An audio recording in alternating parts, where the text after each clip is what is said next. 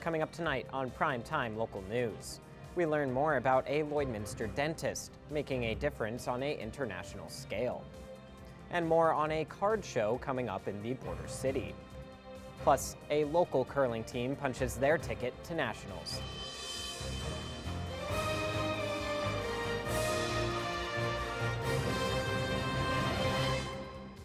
Primetime Local News, serving the Lakeland and Midwest regions. Hello and welcome to Primetime Local News. I'm Callan Dunlop. Thanks for joining us. Nonprofits across the border city are benefiting from a recent community grant passed at City Council. The Saskatchewan Lotteries Community Grant Program is a partnership the city has with Sask Lotteries, supplying nonprofits in the city with a sum of money annually. This year, the city was able to give out just over $85,000 to Lloydminster nonprofits. Everybody's in the nonprofit business is doing fundraising, and income is challenging. Money is a challenge wherever we have the ability, and I think the committee, because that's actually made up of volunteers, 7 volunteers. Councillor Lopez represents City Council in that committee as they discuss and go through a whole evening or two. I've been there. The binder is quite thick of all the information presented. Some of the organizations receiving money were the Lloyd Public Library for $9,800, as well as both the Spark Foundation of Lloydminster and Special Olympics for $10,000. It's really interesting to see all the facets in our community from the broad perspective, from families to those that may have other challenges, that there's support that we can help assist with to ensure that their programming continues on for a better quality of life in our city. 13 different nonprofits benefited from the grants. The full breakdown of the numbers can be viewed on the city's website. A local dentist has just returned from Honduras, where he volunteered with the Change for Children Dental Brigade. Randy Cormish has more. What up, everyone from Honduras, Arizona, Honduras, not United States, Arizona, Honduras. Here we are. Dr. Neki Jamal, a dentist at Wayside Dental, dedicated his time and resources to the mission, traveling to Honduras with a small team to help those in need. This trip we saw, I want to say like maybe 380 or 400 patients. It was awesome. We helped them. We do like an emergency style clinic. We'll do a ton of fillings, we'll do cleanings, but mainly we're getting people out of pain by extracting teeth. Dr. Jamal funded the entire trip out of his own pocket, while also bringing all the necessary equipment from his practice, eager to help the local population. We cover all the costs and we pay for all the materials and everything. So yes, everything's on our own dime. We don't charge any patients down there. We do the best we can with what we have, and honestly, it's just a blessing. In a country where dental care is scarce, his efforts brought much-needed relief and hope, as for many of the locals, this was their first visit to a dentist. It's tough coming home because you realize, I was so fortunate to go to school, and I'm so fortunate to help. It's almost like it's the least I can do. And then you come home and it's like a priority reset, like what's important, Dr. Jamal's selfless efforts in Honduras highlight the power of giving back and making healthcare accessible to those in need. Randy Cormish, Primetime Local News.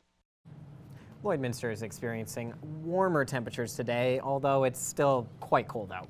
Yeah, it's it's obviously an improvement from the last few days, but it's still pretty cold. There was a long way to go, and they went up a little bit, but I'll take it. At this time of the year.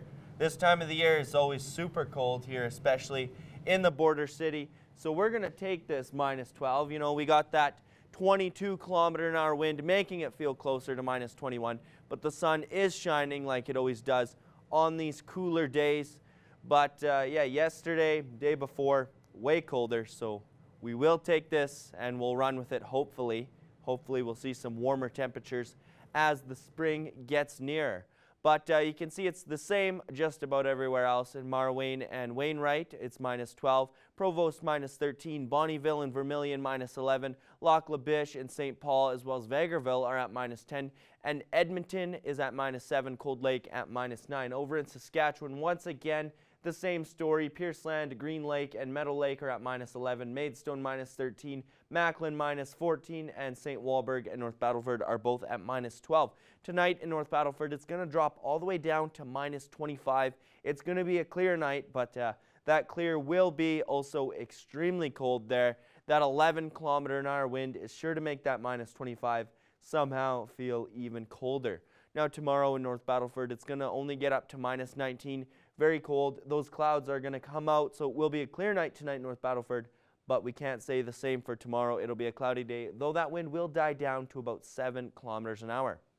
Now tonight in Cold Lake, once again a very cold night, a little bit of clouds, -28, and that 9-kilometer-an-hour wind is going to be blowing, so it might feel closer to -30 tonight in Cold Lake.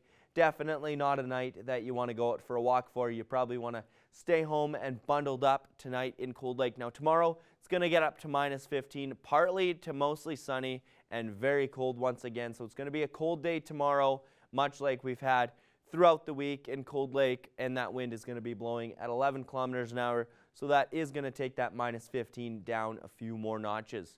Now tonight in Lloydminster, it's going to be -23, cold with clear early, and then those clouds will form as the night goes on, and that wind will be blowing at 17 kilometers an hour. Now let's take a look at tomorrow's forecast. We do have a cold day ahead of us, unfortunately, and it's going to be cloudy throughout the day. -21 at 6 a.m., going to warm up to -18 at noon, then -20 at 6 p.m. and -24 at midnight. That wind is going to be staying at about that 11-kilometer-an-hour mark throughout the full day tomorrow. Now taking a look at your 3-day forecast. Tomorrow, low cloud, very cold with low clouds. That high will be -16 and that low will be -25. And then we do have a sunny yet cold weekend ahead. Saturday, partly sunny, very cold with that high being -14 and the low -21. Sunday, windy and very cold with a high of -18 and a low of -29. That is your first look at the evening weather. We'll be back with more news after the break.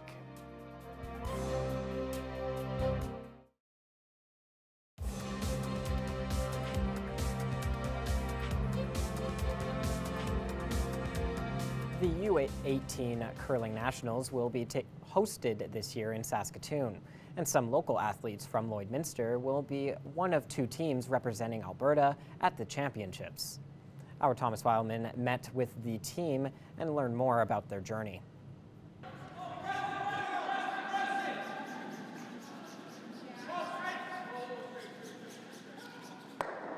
Team Hennig did well at the Alberta Optimist U18 Provincials, making it all the way to the finals. And while they didn't win it all, they still very much enjoyed the tournament. It was an adventure. We started off the week 1 win, 3 losses, and then had to fight our way back. Things worked out well. My guys made a lot of good shots, made my job a lot easier, and it was a wild week, but came down to a nail-biter ending. The team is continuing to play in bonspiels to hone their craft so they are as ready as possible for nationals. I think just making sure we're staying together as a team and keeping our communication tight and keeping all our execution tight. We play good in these games and it just sets a good tone for nationals. All of the players are very excited to be going to nationals, especially with it being the first time for some of them. Being Team Alberta 2 is going to be really awesome. Not too far of a drive, which we're looking forward to, but yeah, it's just going to be an awesome experience. This is my very first nationals and I could not be more honored. I could not be more excited to be able to go. The National Under-18 Curling Championships will be February 16th to 22nd. Thomas Wildman, Primetime, Local News. Lashburn has their annual Telemiracle hockey game coming up on February 14th. Our Jackson Fontaine talked to the organizer of the event to find out some more information. I'm happy to be joined here today with Christina Schmidt, who is the organizer of the Lashburn Telemiracle hockey game coming up. So Christina, thank you for joining me. Thank you for having me. So before we talk about the hockey game itself, could you just talk to me about what Telemiracle is? So Telemiracle is a 20-hour telethon organized by the Kinsman Foundation. All the money stays in Saskatchewan for families who are in need for assistance through medical reasons, whether it's putting different equipment into their houses, their vehicles, if they need help with money for transportation to hospitals and stuff like that. That can all be applied for, and that money will stay for residents in Saskatchewan. Okay, so you guys have your annual Telemiracle hockey game coming up on February 14th. So just give me some details and what's going to be happening that night. So this is our yearly fundraiser. We try and do this once a year. It's a big event for us. We tend to raise about 10 grand a year in the past few years. So it's quite big for our little community. We have a few different ways that our community and our school can contribute and participate in the event. So if we have our hockey players, they can participate in the game by raising pledge money. They need to pledge at least $100 to play in the game. And then we also have, for people who don't play hockey, we have some games, we have a silent auction, and a few different things going on throughout the evening at the CN Sportsplex. And Christina, who is involved in the hockey game? And also, can people still join in it? Yeah, it absolutely is. So we do restrict age levels to our high school students and up, so our grade 7 through 12s can all participate. And then we also have returning students, community members, anyone who wants to come in and play the game, as long as you're raising the $100 for pledge money. That's all we really stipulate for that is if you want to come have a fun evening of hockey, come on out and we will set you up with the jersey and get you on a team. Awesome. And how important would you say it is to put on a fundraiser like this for Telemiracle? This one's one that's been special to me since I was a little kid. It's one that I used to watch the 20 hours pretty much straight as much as I could.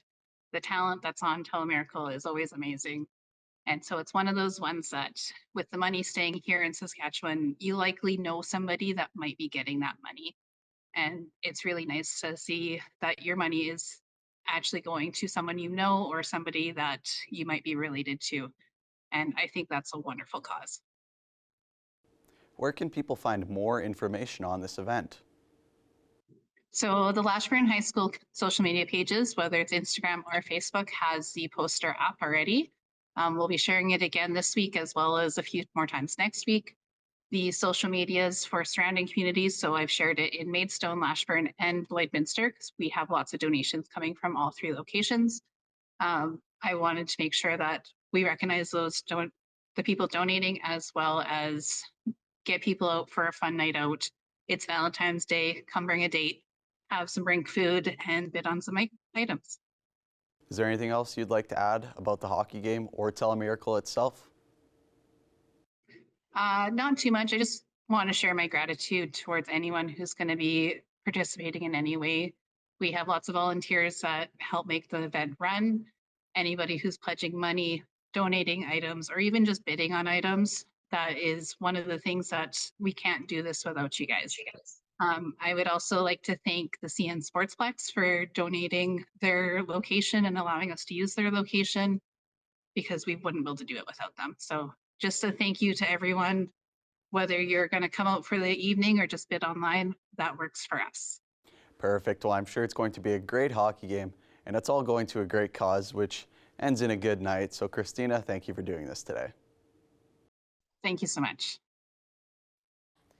Get ready to shuffle and deal. The Border City Card Show is just around the corner, and our Starte Lazo got the inside scoop from the host himself. Today I'm with Chris Brinklow, who's hosting the upcoming Border City Card Show. So Chris, how are you? I'm great. It's really good to be here. Thanks for having me. Thank you for joining me in the station today. So I don't know much about card shows and cards, so can you tell me more about that and what cards are you showing off at the event? So the cards are a wide variety. So we have collectors ranging from Pokemon, Magic the Gathering, hockey, baseball, football, even some obscure stuff from the early 90s and 80s that people never even knew, like E.T. cards or whatever, right? Star Wars cards. So there's a little bit of everything for everybody, whatever your kind of nerd is. If it's in a card, it'll more than likely be represented at the show. And this is our 5th show, so we're heading into our 3rd year of doing the shows. We run twice a year. And we started off as a smaller show at the Lloyd Mall, 28 tables, and then had a request for more tables, so we moved out to the Rolling Green, and that was about 36 tables. Still needed more tables, so then we moved to the casino, where we're at 52 previously, but I pushed it to 54, and there's still a waiting list, so I might need to find a bigger venue after. But the casino's been gracious hosts for us, and it's just been excellent. The turnouts have been amazing. We've had collectors from Manitoba all the way to British Columbia come in Virgin on our city just for this show to, you know, trade, sell, whatever their hobbies. Wonderful, yeah. And what inspired you to host the card show? Well, we know that Lloyd, myself and my friend Braden, it was more Braden's idea to start, but he knew that I kind of had the ambition to, you know, work the media and kind of push it a little bit further. So Braden was actually the brains behind the idea, and then we just kind of ran with it together. But with the hobby world, especially during COVID, card collecting really jumped up. It took a big step as far as people trying to fill in the time. And so hockey cards took a big jump with that. And then as of last year, Connor Bedard, he came out with his rookie card. So the hobby is really, as far as sports cards go, really grown. And a lot of collectors collect for different reasons. For me, I'm not a big collector. I mean, I have a big collection. My wife will tell you it's all over the place. Yeah, well, you have some over here. I brought some for show and tell today, yeah. But there are some guys who do it as a business, and so they'll collect. They'll have some for a few years and then resell and try and collect, make some extra money off. So just kind of give a quick run of who I brought today. Yeah, can you tell us more about the cards that you brought and show it? Absolutely, yeah, you bet. So this is Al Stewart. This is from 1990. 89-90. Al is actually going to be one of our guests this year. He is from Sherwood Park, and he played about, I would say, about 72 games in the NHL. He was a tough guy, though, so his role was pretty limited, but he's fought guys like Bob Probert, and he's played on the ice against Mario Lemieux. Really? So he's had some significant games under his belt. So he's going to be signing autographs at our show on March 22nd. That's wonderful. From 1 till 3. And then the second card I have here is a little hometown feel to it. It's our Bobcats coach, Jeff Witka, from when he was a rookie with the St. Louis Blues. And then this next card is my favorite. It's one from my personal collection. It's Jaromir Jagr, who's one of the all-time greats in the NHL. And I'm a big Penguins fan, in case you couldn't tell. In case you couldn't tell. Yeah, it's pretty obvious. It's not like you're wearing the jersey or anything. No, not at all. But Jagr's one of my boys, and that rookie card, it's if I was a collector and I wanted to sell it, I could probably get about $200 for it. Really? Just because it's a mint 10 card, so it's in perfect condition. Yeah. And then next to Jagr is Ben Scrivens, who was our guest last show last year in March of 2024. Yeah. And Ben played with the Oilers. He played with the Leafs and also the Montreal Canadiens. But that's just one of the autographs that he signed while he was visiting Lloydminster last year. And so we encourage our fans and our guests to bring things. We're going to have Jason Strudwick, who played with the Oilers. He played with the Canucks. He played with the Islanders, I believe, and Chicago Blackhawks. Not a very long career, but Strudwick is more now known for his position in media and hockey podcasts. So he's based in Edmonton, and he's coming. He'll be there at the casino from 11 a.m. till 1 a.m. And then, as I mentioned, Al will be there from 1 till 3. We've had people bring their own cards, if looking for sellers or for traders. And if you have an old collection that's sitting in your basement since 1991 and you want to see if there's any value, like maybe there's a Jagr or an Al Stewart in that collection, you never know what's down there. And some of the vendors, they might be interested in buying the whole lot or trading some with you, or you might be interested in buying some of what they have on their tables to help complete a set. There's a lot of cards out there like Tim Hortons, and there's so many variety of cards and sports memorabilia that we have, and I can't even begin to touch on it just because there's a lot of it. But we try and have as much for everybody, whether it's Pokemon, Magic, or hockey, or baseball. We just want to make sure that everybody comes out, and we will have raffles for our donation as well to our charity. So, but the most important part about the event, other than having collectors and people from out of town come and visit our city, is that we're raising some money. Every year we pick a different charity or nonprofit to donate to. And this year we are raising money for the lunch programs up at the Onion Lake schools. Found that there was quite a need up there and in a lot of the schools in our community to provide and help make sure that all the kids have proper nutrition. Some of them don't have that at home, and so if they can come to school and get educated and have a good meal, that's gives them a good energy throughout the day. So. Absolutely. Well, this sounds like a very exciting show. I'm definitely looking forward to it. And thank you so much. I think you pretty much answered all my questions without even me asking it. I guess I'm good for that. So. Yeah, well, thank you for joining me at the station today, Chris. Thank you very much for having me. Absolutely.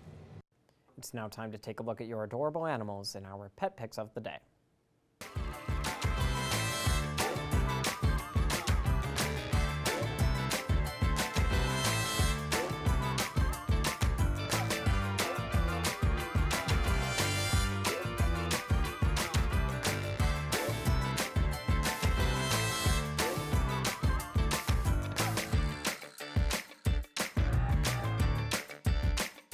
Send photos of your pet and their name to have them featured on Pet of the Day.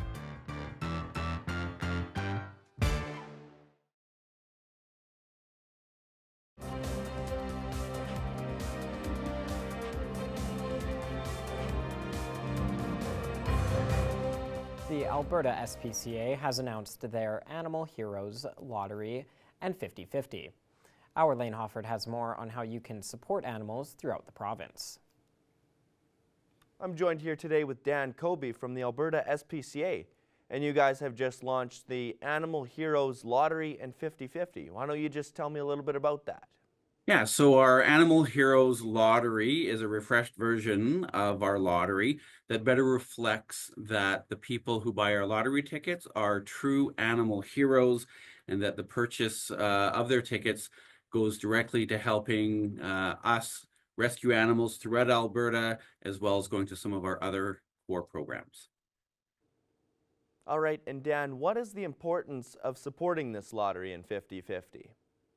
Yeah, so we rely on Albertans to help fund the programs to help animals in Alberta. About 80% of our revenue comes from Albertans, either through donations or supporting our gaming activities like lotteries and raffles.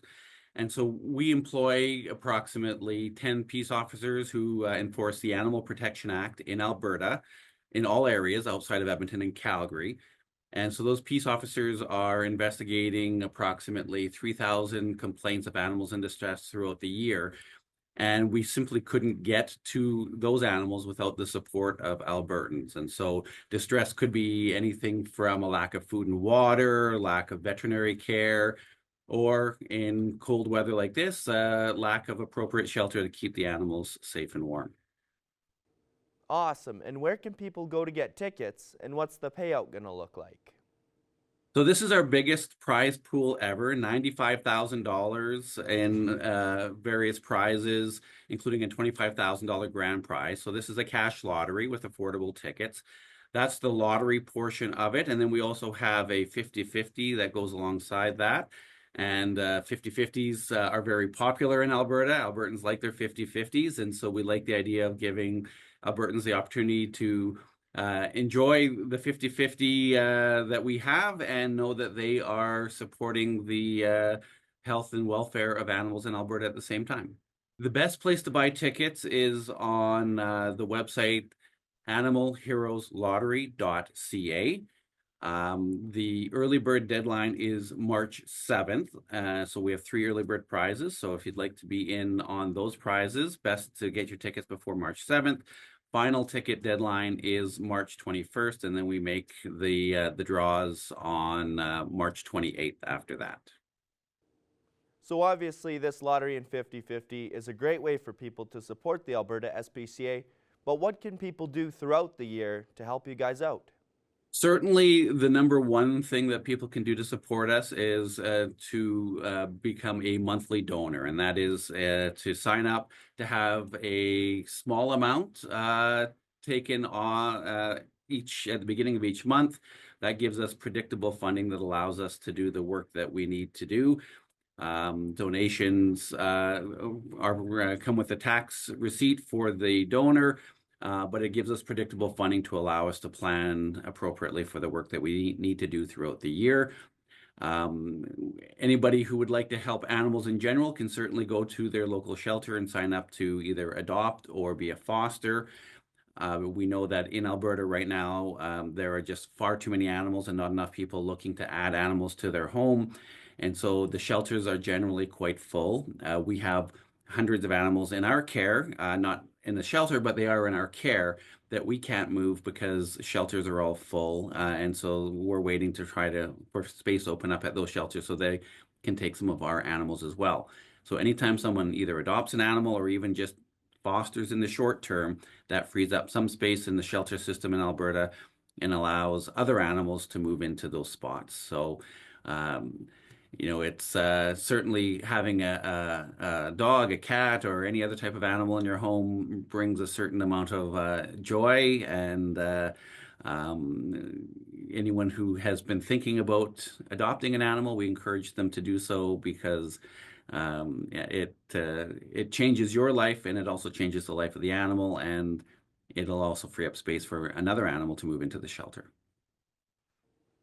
All right, Dan, and my last question for you today is there anything else about the lottery or the SPCA in general that you would like the general public to know? I don't know if I have anything additional to ask, but we are super excited. We talked about at the beginning, we changed the name to the Animal Heroes Lottery. We know that Albertans are a huge part of helping and protecting animals in Alberta, and the lottery is a fantastic way to help those animals and give yourself a chance of winning a little extra money, and that's always a nice thing at this time of year. All right, and those are all the questions I have today. Thank you for joining me, Dan. Yes, we are truly grateful to everyone who does support the work that we do. It is important work, and it's been a busy last couple of years, and we want Albertans to know that they are part of the work that we do to make sure that animals are getting the proper care in Alberta. Coming up after the break, our Lane Hoffert will have another look at our evening weather forecast.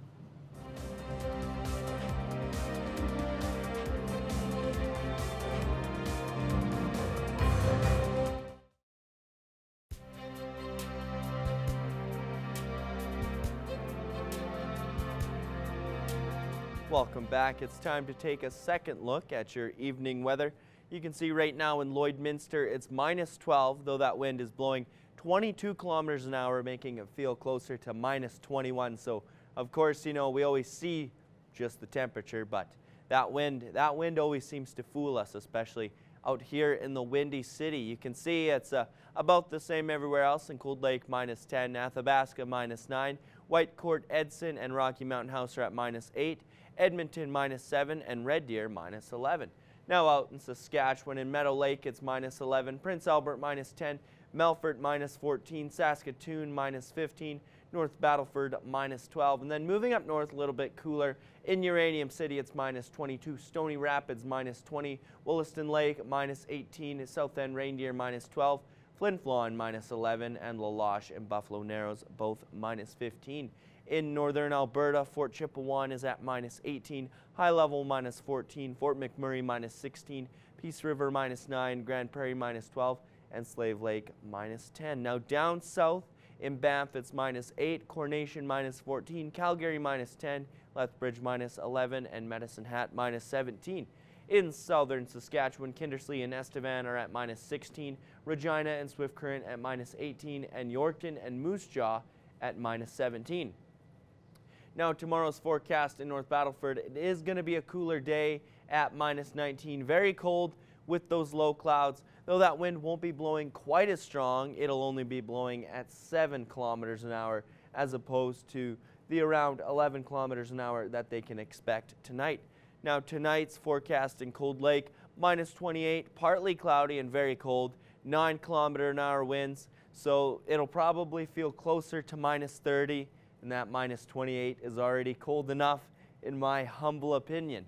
Now tonight in Lloydminster, it'll be -23, cold with clear earlier on, and then as the night continues on, it'll start to cloud up a little more. Those clouds will be lower to the ground than usual, and that wind will be blowing at 17 kilometers an hour. So it's going to be a windy and cooler night in the border city here.